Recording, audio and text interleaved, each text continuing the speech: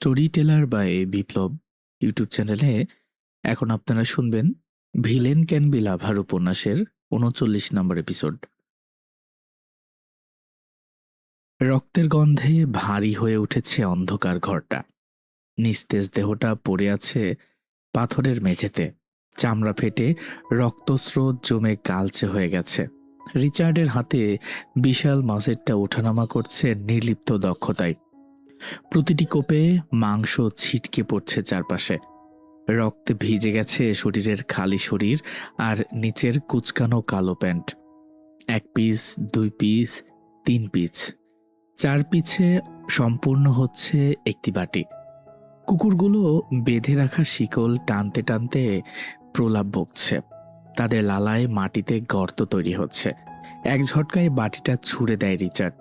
পিটবুলগুলো হিংস্রভাবে ঝাঁপিয়ে পড়ল। মাংসের টুকরো ছিঁড়ে ছিঁড়ে চিবিয়ে খেতে থাকলো। হাড় ভাঙার কর্কর শব্দ আর চোয়ালের চাপা ঘর্ষণ ঘরের নীরবতাকে বিদীর্ণ করে। মাংস ফুরানোর আগে রিচার্ড ঠান্ডা দৃষ্টিতে নিস্তেজ দেহটার দিকে তাকায়। মাছেরটা আবার প্রস্তুত। আরও মাংস চাই, আরও রক্ত চাই। মৃত্যুর এই ভোজসভার শেষ হতে এখনো অনেক দেরি। পাথরের মেঝেতে ছড়িয়ে থাকা রক্ত জমে ঘন লাল আবরণ তৈরি হয়েছে। লুকাস বিশাল হাতুড়ি দিয়ে হাড়গুলো গুঁড়ো করছে। লাশের স্তূপে জমে থাকা হাড়গুলো আর মানুষ নয়, নিছক মাংসপিণ্ড মনে হচ্ছে। তার দায়িত্বে এখনও ৪টা লাশ। প্রতিটি নিস্তেজ দেহ থেকে মৃত্যু পরে আরও দীর্ঘায়িত হচ্ছে। গুঁড়ো গুঁড়ো করা হচ্ছে শরীরের প্রতিটা হাড্ডি, আর ন্যাসো গুঁড়োগুলো বস্তায় ভরছে। মেঝের এক কোণে এখনও রক্তে ভেজা আহত একজন ব্যক্তি অর্ধমৃত অবস্থায় কাতরাচ্ছে।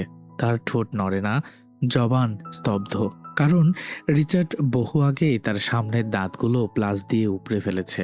ছিন্ন মস্তক ব্যথায় তার আর চিৎকার করার শক্তিও অবশিষ্ট নেই। রিচার্ড লাশের শরীরের অবশিষ্ট সকল মাংস কেটে এক নির্লিপ্ত দৃষ্টিতে তাকিয়ে থাকে তার দিকে। মাছেরটা হাতে ঘোরাতে ঘোরাতে চিন্তা করছে কোন অঙ্গটা আগে ছিন্ন করবে। কুকুরের লালসা এখনো মেটেনি। আরেক বাটির জন্য অপেক্ষায় তারা শিকল টেনে ধ্বংসের প্রস্তুতি নিচ্ছে। একটু পর এই নিস্তেজ দেহের শেষ টুকরোগুলোও তাদের হিংস্র চোয়ালে ছিঁড়ে যাবে।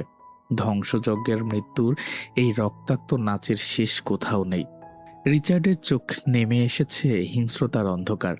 সে যার ছিন্ন ভিন্ন দেহ কুকুরের খাদ্য পরিণত করল, সে আর কেউ নয়, সেই পাপী। সেদিন সিলেটে বন্ধ ঘরে এলিজাবেথকে লাঞ্ছিত করতে চেয়েছিল, আর যাদের অস্তিত্ব ইতিমধ্যে নিঃশেষ হয়ে গেছে তারাই সেই চালক ও সঙ্গীরা, যারা রিসোর্ট থেকে এলিজাবেথকে অপহরণ করেছিল। পরবর্তী শিকারকে লক্ষ্য করে ধীরে ধীরে এগিয়ে যাচ্ছিল রিচার্ড। তখনই রক্তস্নাত প্যান্টের ভেতর ফোনটা কম্পিত হলো। ন্যাসো আর লুকাসকে এক ইশারায় নির্দেশ দিয়ে দ্রুত সেখান থেকে বেরিয়ে গেল রিচার্ড। বাকিদের মতো এর শাস্তি হবে, তবে আরও নির্মম, আরও যন্ত্রণাদায়ক। রিচার্ডের রক্ত চুইয়ে চুইয়ে পড়ছে রিচার্ডের দেহ থেকে। শরীর থেকে পড়া রক্ত পেছনে রেখে যাচ্ছে এক লালচে রাস্তা। রিচার্ড বেরিয়ে যেতেই ক্যামেরা অফ করে আড়াল থেকে বেরিয়ে এলো প্রেম। জায়গাটা এখন নীরব, কেবল রক্তের গন্ধ আর হালকা শ্বাসের শব্দ ভাসছে বাতাসে। রিচার্ডের অমানবিক বর্বরতায় গার্ডরা অনেক আগে স্থান ত্যাগ করেছে। তারা নিজেরাও খুনি, তবুও রিচার্ডের এই নিষ্ঠুরতার কাছে টিকে থাকার সাহস হারিয়েছে তারা। বেসমেন্ট আপাতত ফাঁকা। প্রেমের জন্য এটাই সুযোগ। আহত লোকটার দিকে এগিয়ে গেল নিঃশব্দ পদক্ষেপে। দেয়াল টপকানো তার কাছে নতুন কিছু নয়। আজও সেই চেনা পথে ঢুকেছে বাগান বাড়ির ভেতর, ঠিক আগের বারের মতো। আগেরবার আনিসুল হকের কেসের পর থেকেই প্রেমের মনে রিচার্ডের প্রতি জন্মেছে চাপা ক্ষোভ। সেই ক্ষোভ নিঃশব্দে দহন হয়ে জমে আছে আজও। তাই তো গোপনে চালিয়ে যাচ্ছে তদন্ত রিচার্ডের বিরুদ্ধে। চাইছে রিচার্ডের নিষ্ঠুর কর্মকাণ্ডের পর্দা ফাঁস করতে। যেখানে তার টিম অন্য এক জটিল কেসে দিনরাত এক করে পরিশ্রম করছে, সেখানে প্রেম একাই লেগে আছে এই ব্যক্তিগত যুদ্ধে। কারণ রিচার্ড শুধু একজন অপরাধী নয়, সে এখন প্রেমের চোখে প্রতিশোধের প্রতীক, পাশাপাশি প্রতিদ্বন্দ্বী। হেঁটে যেতে পারবে? আহত লোকটার চোখে এক ঝলক আশা জ্বলে উঠল এই আযাবের মধ্যে থেকেও। প্রেমকে দেখে এই অন্ধকারের মাঝে তার ভেতর নতুন জীবনের সঞ্চার হলো। হুড় হুড় করে কেঁদে উঠে এক বুক কষ্টে মাথা নাড়ালো। প্রেম লোকটাকে তুলে তার এক হাতে তুলে নিজের কাঁধে শক্ত করে পেঁচিয়ে নিল। সামনে এগিয়ে যেতে যেতে প্রেম প্রশ্ন করল, আদালতে সাক্ষী দিতে পারবে তো? কোনো সাড়া শব্দ এলো না। প্রেম তীব্র দৃষ্টি দিয়ে তাকিয়ে দেখল লোকটার জামি ফাঁকা, শুধু শূন্যতা। এক দীর্ঘ নিঃশ্বাস ফেলল প্রেম হতাশ হয়ে। চলতে চলতে অগচরে বলল, গ্যাংটা নিঃশৃংস হলেও মন ভালো আছে, দাঁত তুলেছে। আমি হলে সবার আগে ওটা ছিঁড়ে ফেলতাম। প্রেম সাবধানে দেয়াল টপকে লোকটাকে বাইকে বাইরে নিয়ে পৌঁছালো।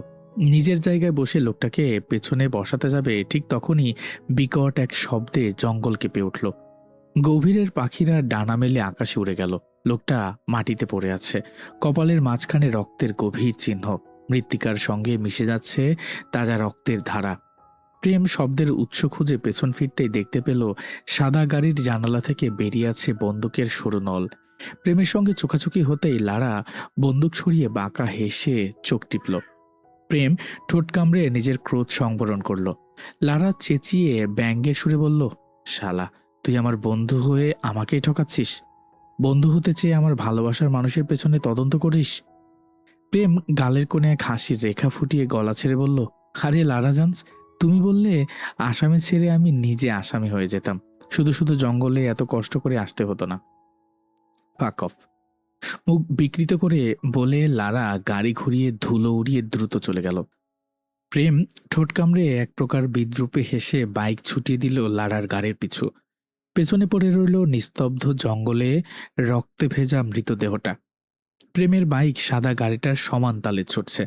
গতির চাপে রাস্তার শাসন হারালেও প্রেমের মুখে এখনও সেই চিরন্তন বিদ্রুপ। উইন্ডমিরর খোলা ছিল বলে লারার চোখ প্রেমের চোখে আটকালো।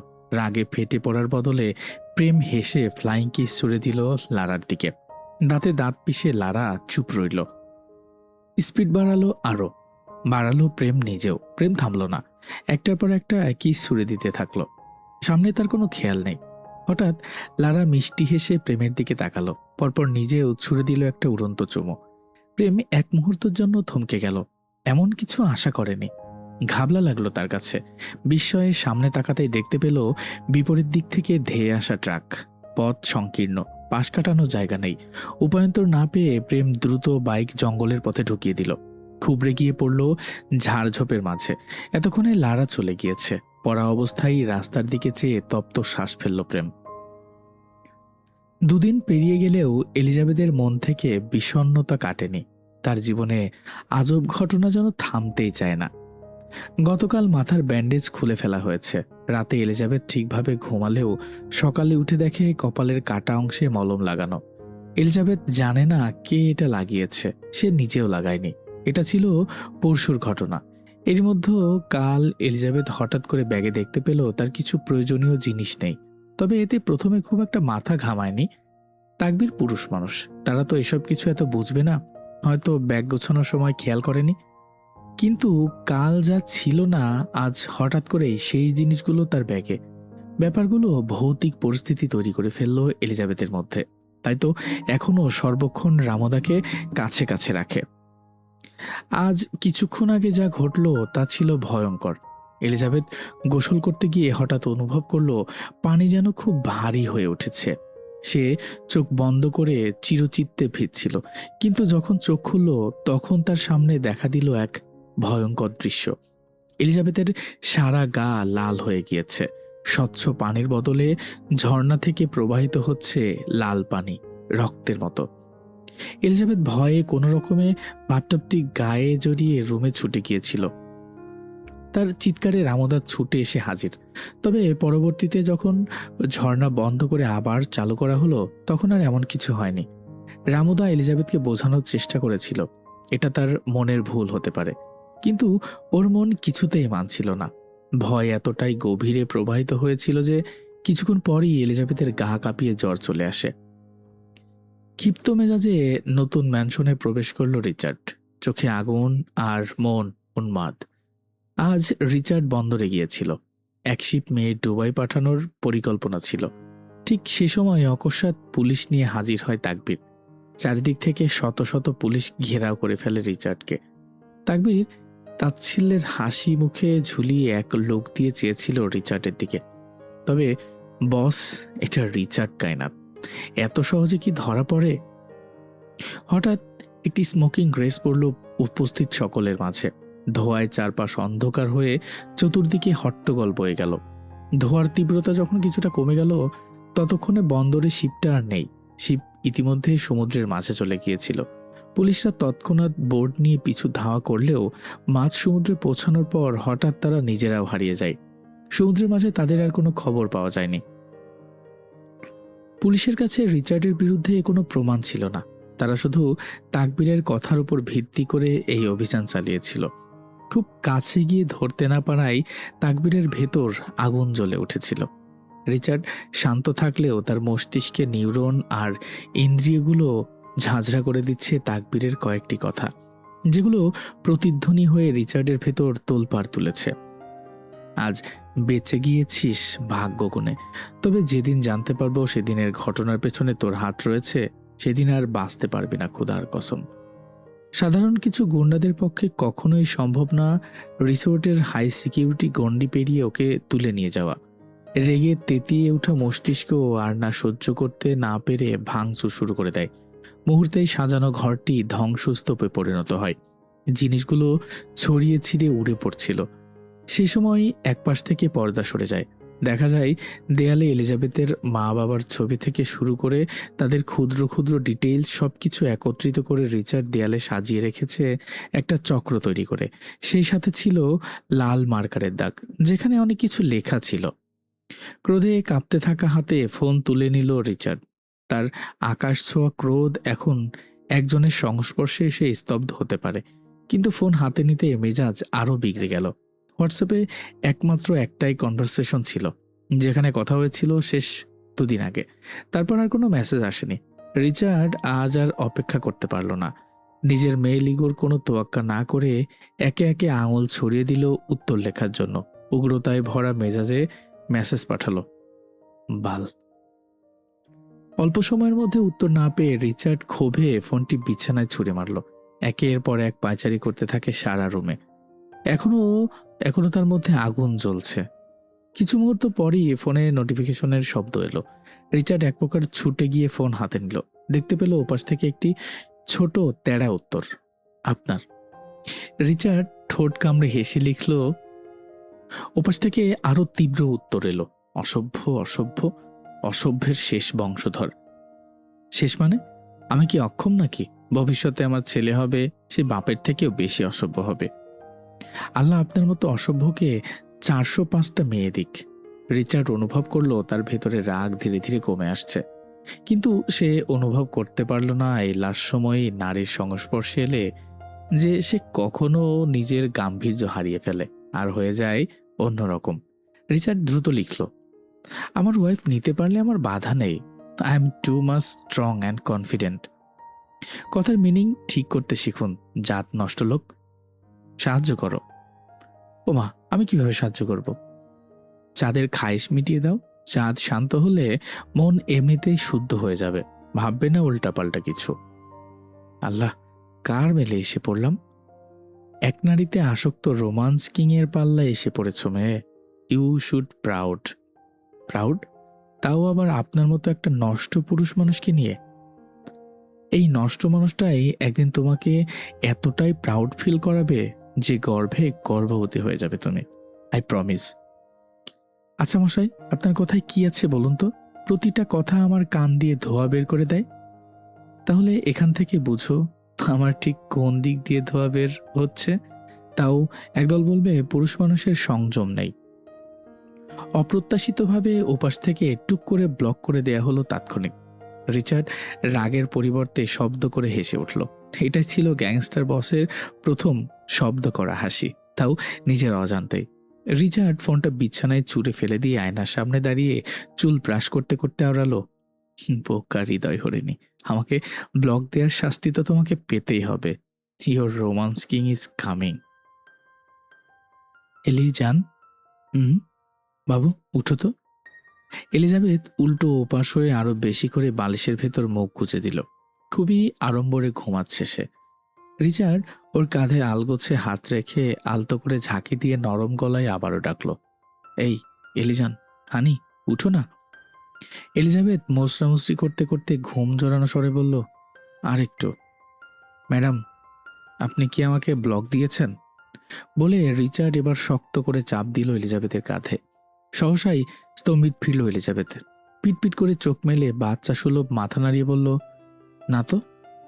রিচার্ডের নিদারুণ কোমল স্বর, একটু ভেবে বলুন না। দেননি, সত্যি। ঠাস করে চাপার মধ্যে মস্ত বড় একটা থাবা পড়ল। কক্ষ কাঁপিয়ে হুঙ্কার তুলল রিচার্ড, উঠে দেখ। দরদরিয়ে ঘুম থেকে উঠে বসলো এলিজাবেথ। সারা শরীর তীর তীর করে কাঁপছে। হৃৎপিণ্ড যেন আরেকটু দেরিতে ঘুম ভাঙলেই ব্লাস্ট হয়ে চারপাশে ছড়িয়ে ছিটিয়ে পড়ত। স্বপ্ন ছিল এটা। এলিজাবেথ হাঁপাতে হাঁপাতে বেডসাইড টেবিল থেকে পানির গ্লাস নিয়ে ঢক ঢক করে পুরো গ্লাস খালি করে দিল। তখন রিচার্ডকে ব্লক দেওয়ার পর থেকেই এলিজাবেথের সাথে এমন অভূতপূর্ব আর অতীন্দ্রিয় ঘটনা ঘটছে। শ্বাস ফেলতে গেলেও মনে হচ্ছে রিচার্ড কণ্ঠনালীর ছিদ্রে চেয়ার পেতে বসে আছে। শ্বাস নিতেও দিচ্ছে না, বের হতেও দিচ্ছে না। এই তো ঘুমানোর আগেও বাথরুমে যাওয়ার সময় মনে হয়েছিল এই বুঝি রিচার্ড কমোডের ভেতর থেকে বেরিয়ে এলো, হাতে ধারালো তীরের ফলা নিয়ে। ফলাটা একদম ডিরেক্ট গলায় বসিয়ে দিল, এটা বলে, শালি ভাতারি, তোর সাহস হলো কিভাবে রিচার্ড কায়নাথকে ব্লক দেয়ার? তখন এক বুক সাহস সঞ্চয় করে বুকে এক প্যাকেট বরফ ঢেলে এলিজাবেথ প্রকৃতির ডাকে সাড়া দিয়ে আসতে পারলেও বের হয়ে পড়েছিল মহা বিপদে। জনাব আক্তার উদ্দিন এখতিয়ার রিচার্ড কায়নাথ তার খাটের উপর খুব আয়েসি ভঙ্গিতে বসেছিল। ঠোঁট জুড়ে ছিল প্রসারিত শয়তানি হাসি। এলিজাবেথ হতবিহ্বল। শরীরে কাঁপন ধরানো তাণ্ডব বসেছিল তার সামনে। শ্বাসরুদ্ধকর আতঙ্কে শরীরে রক্ত জমে আসে তার। রিচার্ডের চোখে ছিল ফুঁসে ওঠা অগ্নিগর্ভ। অগ্নিমুখর দৃষ্টিতে তাকালো এলিজাবেথের দিকে। আকস্মিক অধর এক কোণ এলিয়ে রিচার্ড পকেট থেকে ওর ছোট শর্টগান বের করলো। অতঃপর সরাসরি তাক করলো এলিজাবেথের কপাল বরাবর। কাসলে ঠোঁট নাড়িয়ে গর্জন মুখর চিৎকার করে উচ্চারণ করলো, আমাকে ব্লক দেওয়ার শাস্তি তোর মন্ডু পাবে, শালি বান্দি। ঠাস। এলিজাবেথ ধাতব মেঝেতে লুটিয়ে পড়ল। কপালে গোল ছিদ্র, সরু ছিদ্র থেকে অতিবাহিত হচ্ছে তাজা লাল উষ্ণ তরল। তেমনি রিচার্ডকে ব্লক দেওয়ার খানিক পরেই এলিজাবেথের সাথে ঘটল এক অসীম বিস্ময়কর কাণ্ড। এলিজাবেথের শরীর এখন আগের থেকে সুস্থ, হাঁটাচলা করতে পারে স্বাভাবিকভাবে। আয়নার সামনে দাঁড়িয়ে গুনগুন করে গান গাইতে গাইতে চুল আশ্রাচ্ছিল এলিজাবেথ। অকস্মাৎ অশুভ উপস্থিতির মতো করে রিচার্ডের প্রচণ্ড প্রতিশোধ স্পৃহরিক্ত চোখ ফুটে উঠল আয়নায়। ভয়ে শির দ্বারা সোজা হয়ে গিয়েছিল এলিজাবেথের। হঠাৎ করে তীর্যক বেঁকে আগুনে দাউ দাউ করে জ্বলতে থাকা একটা হাত আয়নার ভেতর থেকে বেরিয়ে গলা চেপে ধরল এলিজাবেথের। চোখের সামনের অদৃশ্য এক মরিচিকাময় দুঃস্বপ্ন থেকে তখন এলিজাবেথের বের হতে বেশ খানিকটা সময় লেগেছিল। এলিজাবেথ ঠোঁট গোল করে ঘন ঘন নিঃশ্বাস ফেলে নিজেকে ধাতস্থ করল। আলো নিভিয়ে বুকে ফু দিয়ে আবারও শুয়ে পড়ল। ঔষধের জন্য ইদানিং চোখে একটু বেশিই ঘুম। অল্প সময়ের মধ্যে ঘুমিয়েও পড়ল। তখন রাত্রির অন্তিম প্রহর চলমান। হঠাৎ এলিজাবেথের ফোন বেজে উঠল। এলিজাবেথ ঘুমের মধ্যে হাতড়ে বালিশের নিচ থেকে ফোন নিয়ে কানে ধরল। উপাস থেকে ভেসে এলো একজন প্রেমিক পুরুষের দরদি কণ্ঠস্বর, যেন সে আর প্রিয়তমার রাগ ভাঙানোর জন্য এত রাত বিরেতে কল দিয়েছে। ম্যাডাম, মেজাজ কি ঠান্ডা হয়েছে? প্রেম করা যাবে একটুখানি? এলিজাবেথ ঘুমের ঘোরে কাইকুই করে রেনরিনে আওয়াজে বলল, মানে? ওই যে ওই দিনে রাগ করে ব্লক করে দিলে। ঘুমের মধ্যে মস্তিষ্কে খুব চাপ অনুভব করলো এলিজাবেথ। শরীরের জমে থাকা স্নায়ু টান টান হয়ে গেল। এলিজাবেথ তড়িঘড়ি করে উঠে বসল। পরপর বারবার তীক্ষ্ণ দৃষ্টিতে দেখে নিল নাম্বারটা। এটা তো রিচার্ডের নাম্বার না। তবে কি রিচার্ড অন্য কারোর নাম্বারে কল দিয়েছে, নাকি সিম চেঞ্জ করেছে? তাও আবার এলিজাবেথের জন্য, যে রিচার্ড কায়নাথ নিজের মর্জি মাফিক পরিবেশ তৈরি করে, এবার সেই পরিবেশে অন্য কেউ দম আটকে মারা গেলে? যাক, এলিজাবেথ এটা মুখে প্রকাশ করুক আর না করুক, সেই পৃথিবীতে সব থেকে বেশি ভয় রিচার্ডকে পায়। আর পাবেই না বা কেন? রিচার্ডের হিংস্রতা সম্পর্কে সে খুব ভালো করে অবগত, খুব কাছ থেকে দেখেছে নিজে। একে তো ব্লক দেওয়ার পর থেকে ভয়ে তটস্থ, তার উপর হয়ে যাচ্ছে যত সব আজব কাণ্ড। তাই এই মুহূর্তে এলিজাবেথ আর তেরামি করল না। উদ্বিগ্নতায় ঠাসা গলায় বলল, আপনি ঘুমাননি এখনো? ওপাশ থেকে তাৎক্ষণিক উত্তেজিত স্বর ভেসে এলো, ঘুম এখনই? না না না, রাত এখনো বাকি। প্রেম রাতেরই পাখি। ভরকে গেল এলিজাবেথ এহেন স্বরে। কিছু বলতে যাবে তার আগে ওপাশ থেকে এবার এলো ভারী গভীর স্বর, বাই দ্য ওয়ে, তোমার নামটা জানো কি? ঘাবড়ে যায় এলিজাবেথ। শুকনো ঢোক গিলে খাদযুক্ত কণ্ঠে বলল, কেন? ওপাশ থেকে সেই গভীর স্বর, because I want to know who I am looking at now. কেঁপে উঠল এলিজাবেথের ভিতর। নিয়ন আলোতে মেঝেতে ফুটে উঠল লম্বা একটা মানব ছায়া। এলিজাবেথ ভীত সন্ত্রস্ত হৃদস্পন্দনে গ্রীবা পেছনে বাঁকাতেই শিউরে উঠল সর্বাঙ্গ। অন্ধকারে আবছায়া একজন দাঁড়িয়ে আছে একদম খাট ঘেঁষে। এলিজাবেথ চিৎকার করতে যাবে তার আগে ছায়া শিকারী ঝাঁপিয়ে পড়ল এলিজাবেথের উপর। অতর্কিত আক্রমণে হকচকিয়ে বিছানায় শুয়ে পড়ল একদম। মানব ছায়ার শক্ত শরীরটাও উপুর হয়ে পড়ল ওর উপর। হালকা আলোতে উদীয়মান হলো রিচার্ডের আকাশের নীল ছায়া মাখা চোখ। চোয়ালে আজ অন্যরকম ভাবসাব। এলিজাবেথ নড়ে চড়ে ওঠার আগেই রিচার্ড ওর শক্ত হাত নিজের শক্ত হাতের আয়ত্তে নিয়ে মাথার উপর বিছানার সাথে চেপে ধরল। কোনো রকম হুঁশিয়ারি ছাড়াই মুখ ডুবিয়ে দিল ওর গ্রীবাদেশে। জ্বলে যাচ্ছে ওষ্ঠ ছুঁয়ে যাওয়া জায়গাগুলোতে।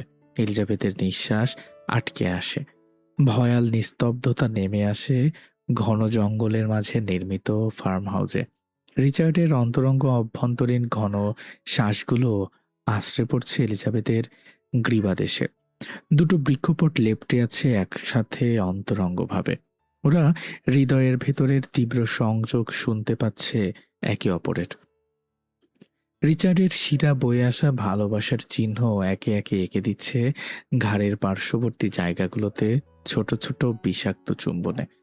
এলিজাবেথের গলার মধ্যে আটকে আসে ব্যথাময় আর্তনাদ। প্রতিটি স্পর্শেই শিরশির করে উঠছে পায়ের তলানিতে। তবু পা নাড়ানোর সাধ্য অবধি নেই। রিচার্ড নিজের পা দিয়ে শক্ত করে পেঁচিয়ে রেখেছে ওর পা দুটো। শরীরের জুড়ে তরঙ্গ খেলে যেতে থাকে বিষ মাখা ছোঁয়াগুলোতে। মনোভর্তি প্রেমের ফুল নিবেদনের পরিবর্তে রিচার্ড যেন বিষ ঢেলে দিচ্ছে অযাচিত ক্ষুব্ধতায়। শরীর কেঁপে ওঠার থমকে যাওয়ার রীতিনীতিতে এবার এলিজাবেথ না পেরে মাথা দিয়ে আঘাত করলো রিচার্ডের কপালে। মুখ তুলল রিচার্ড। ওর চোখে ভয়ঙ্কর দৃষ্টি, অস্থির মস্তিষ্ক। এলিজাবেথের চোখে নীরব আতঙ্ক। রিচার্ডের শরীরের ভারে ওর ছটফটে নিঃশ্বাসগুলো বাইরে বেরোতে পারছিল না। অকস্মাৎ প্রাণভয়ে আটকে যাওয়া আতঙ্কে বেরিয়ে গেল রিচার্ডের ধরাশায়ী আক্রমণে, আর্তনাদ স্বরূপে। রিচার্ড সজোরে কামড় বসালো এলিজাবেথের নাকের ডগায়। দন্তবিধে দুফোঁটা রক্ত বেরিয়ে এলো নরম চামড়া ভেদ করে। নীল চোখে তার মৃত্যুঞ্জয়ী সংকল্প। ক্রোধে মটমট করছে পুরুষালী রুক্ষ চোয়াল। এলিজাবেথের কার্নিশ কোণ ভয়ে নেমে গেল শীতল আত্মব্যথা। অন্তর্হিত কান্না ভেজা চোখে চেয়ে আছে রিচার্ডের চোখে। রক্তহীন বিভীষিকাময় অন্তঃস্থলে নরক যন্ত্রণার আর্তনাদ। খুব ভালো করেই বুঝতে পারছে রিচার্ড তাকে শুধুমাত্র কষ্ট দিতেই এসেছে। অভিমানী নীরবতা স্তব্ধ করে দিল ওর দুর্বোধ্য মনকে।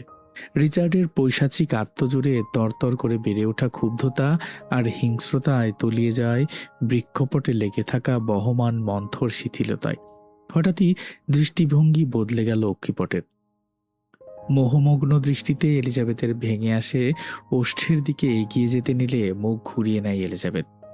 বিষণ্ণ আত্মনিঃসঙ্গতায় ফ্যাসফ্যাসে আওয়াজে আওড়ালো, কি করতে চাইছেন আপনি? রিচার্ডের কণ্ঠে নেই রক্তাক্ত সংগ্রাম, ঠোঁটের কোণে চিলতে হাসি। ছেড়ে দিল মুষ্টিবদ্ধ করে রাখা হাত জোড়া। অতঃপর ওর নরম সরম হাত দুটো নিয়ে আলগোছে পেঁচিয়ে দিল নিজের পিঠ। তবে তা সঙ্গে সঙ্গে আলগা হয়ে গেল। তবুও নির্বিঘ্ন রিচার্ড। ওর শরীরের প্রতিটি অন্ডকোষের সাথে মিশে থাকা আড়ষ্ট মেয়েটার দিকে বিভোর দৃষ্টি চেয়ে বিমোহিত স্বরে বলল, ওটাই, যেটা করলে তুমি আমাতে বিলীন হবে। এলিজাবেথের কণ্ঠ শক্ত কাট কাট হয়ে উঠল। জোরসে ধাক্কা দিয়ে সরাতে চাইল রিচার্ডকে ওর বাহু থেকে। চেঁচিয়ে বলে উঠল, আমি চাই না আপনার মাঝে বিলীন হতে। ঘৃণা করি আমি আপনাকে, শুধু ঘৃণা। রিচার্ডের একই স্বরের বিলম্বহীন জবাব, সমস্ত ঘৃণা মুছে দিব ভালোবাসায়। চকিতে রিচার্ডের দিকে ঘুরল এলিজাবেথ। স্ফটিক অগ্নির মতন ক্রোধে হুট করে নেমে আসলো বর্ষণ। অস্পষ্ট স্বরে আওড়ালো, ভালোবাসা? পুরোপুরি এড়িয়ে গেল রিচার্ড। এলিজাবেথের নাকের ডগায় নাক ঘষতে ঘষতে গাঢ় স্বরে হিসিয়ে বলল, এখন আমি তোমার এতটাই কাছে আসবো যে কাল সকাল অবধি তোমার ঠোঁট শুধু আমার নামই জানবে। না না। আবারও এলিজাবেথ দরদরিয়ে ঘুম থেকে উঠল। স্বপ্নটা এতটাই ভয়ঙ্কর ছিল যে তার নিঃশ্বাস থমকে আছে। বুক চেপে ধরে জোরে জোরে শ্বাস নিতে চেষ্টা করল। গলা শুকিয়ে কাঠ হয়ে গেছে। পানি খেতে গিয়ে দেখে জগে এক ফোঁটাও পানি নেই। হতাশায় ফোঁস করে নিঃশ্বাস ফেলল। এলিজাবেথ জগটা হাতে নিয়ে ধীরে ধীরে সিঁড়ির দিকে এগোলো। ড্রিম লাইটের মৃদু আলোয় পা ফেলে সাবধানে নেমে এলো নিচে। কিচেনে গিয়ে তৃষ্ণা মিটিয়ে জগটা পূর্ণ করল। ঠিক পেছন ফিরে হাঁটা দিতেই আলোটা হঠাৎ নিভে গেল। অন্ধকার চারিদিকে ছড়িয়ে পড়ল। ঠান্ডা শিহরণ বয়ে গেল শরীরে। দূরের জঙ্গল থেকে ঝিঝি পোকার ডাক শোনা যাচ্ছে। ঘুটঘুটে অন্ধকারে জঙ্গলের উপর এক ফোঁটা চাঁদের আলো পড়েনি। এলিজাবেথ স্থির দাঁড়িয়ে রইল, গা ছমছমে অনুভূতিতে হারিয়ে যাচ্ছে। আকস্মিক তীরসূচক ধারালো কিছু এলিজাবেথের গলার পাশ ঘেঁষে গিয়ে বিঁধল দেয়ালে। হতবিহ্বল হয়ে যায় এলিজাবেথ। ভয়ে হাত পা কাঁপতে থাকে। হঠাৎ অনুভূত হলো কেউ তার পাশ দিয়ে গোল করে হাঁটছে। সামনে কোনো কিছু দেখতে পাচ্ছে না এলিজাবেথ।